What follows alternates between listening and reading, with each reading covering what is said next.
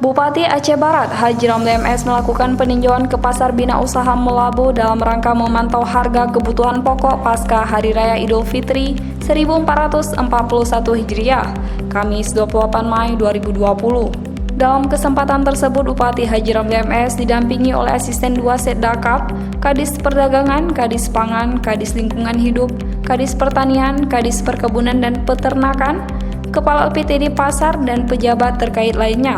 Dalam peninjauan tersebut, Bupati Aceh Barat Haji Ramli MS mendapat informasi dari pedagang bahwa harga bahan pokok setelah Lebaran cenderung stabil.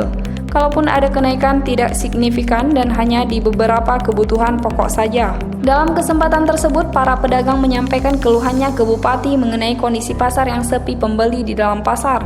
Karena masih banyak pedagang yang kembali berjualan di pinggir jalan, sehingga masyarakat tidak mau masuk untuk membeli ke dalam pasar. Setelah mendengarkan keluhan pedagang tersebut, Bupati langsung memerintahkan kepada dinas terkait agar menertibkan pedagang yang berjualan di pinggir jalan agar masyarakat mau kembali masuk untuk membeli ke dalam pasar. Lebih lanjut, Bupati mengatakan akan membuat tempat parkir bagi pembeli di bekas tempat pedagang yang berjualan di pinggir jalan, sehingga pasar lebih tertib dan nyaman. Bupati juga mengatakan pihaknya tidak akan membuat pasar murah apabila bahan pokok setelah hari raya stabil dan tidak mengalami kenaikan.